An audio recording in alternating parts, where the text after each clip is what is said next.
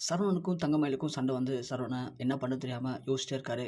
அப்போதைக்கு என்ன பண்ணலாம் அப்படின்னு சொல்லி ஜீவாவுக்கு கால் பண்ணி பேசுகிறாரு. ஜீவாவுக்கு கால் பண்ணி பேசும்போது ஜீவா சொல்கிறாரு, சரவணா நீ மட்டும் மயிலுக்கிட்ட பேசிட்ட அப்படின்னா, அதாவது ஒரு வாட்டி அவங்களுக்கு இறங்கி போயிட்ட அப்படின்னா காலம் ஃபுல்லாவுமே நீ அவங்களுக்கு அடிமை மாதிரி தான்.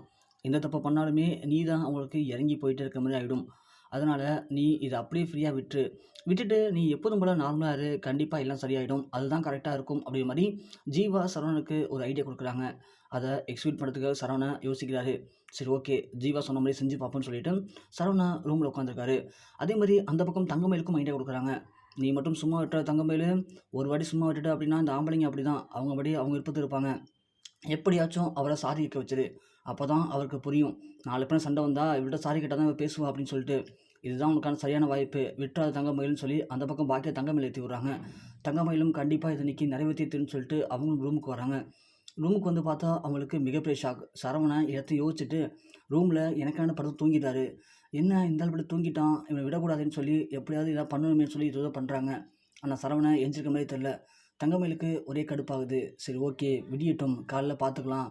காலையில் எப்படியும் இவரை சாரி கேட்க விடாமல் பேசக்கூடாது அப்படிங்கிற முடிவோட தங்கமயிலும் படுத்திருக்காங்க.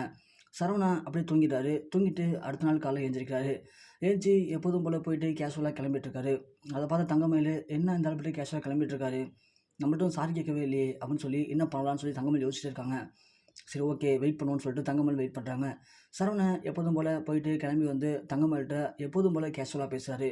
அதை பார்த்து தங்கமயிலுக்கு ரொம்பவுமே ஷாக்கிங்காக இருக்குது. என்னடா பண்ணுறது, பேசலாமா வேணாமா? பேசக்கூடாது தங்கமயில், இவரை சாரி கேட்க விடாமல் விடக்கூடாதுன்னு சொல்லிட்டு தங்கமயில் வந்து சொல்கிறாங்க. என்ன நீங்கள் எப்படி பேசுகிறீங்க, ஃபஸ்ட்டு என்கிட்ட சாரி கேளுங்க நீங்கள் வந்து தப்புக்கு அப்படிங்கிற மாதிரி சொல்கிறாங்க. அதுக்கு சரவணன் முடியாது அப்படிங்கிற மாதிரி பேசுகிறாரு. உடனே தங்கமயில் பக்கத்தில் இருக்க கத்தி எடுத்து கழுத்தில் வச்சுக்கிட்டு, நீங்கள் மட்டும் இப்போதைக்கு என்கிட்ட சாரி கேட்கல அப்படின்னா நான் கண்டிப்பாக அறுத்துப்பேன் அப்படிங்கிற மாதிரி தங்கமயில் சரவணன் மிரட்டுறாங்க. அந்த செகண்டில் சரவணன் என்ன பண்ண தெரியாமல் யோசிச்சுட்டு நிற்கிறாரு. அப்படியே நீ ப்ரொமோ கட் பண்ணுறாங்க.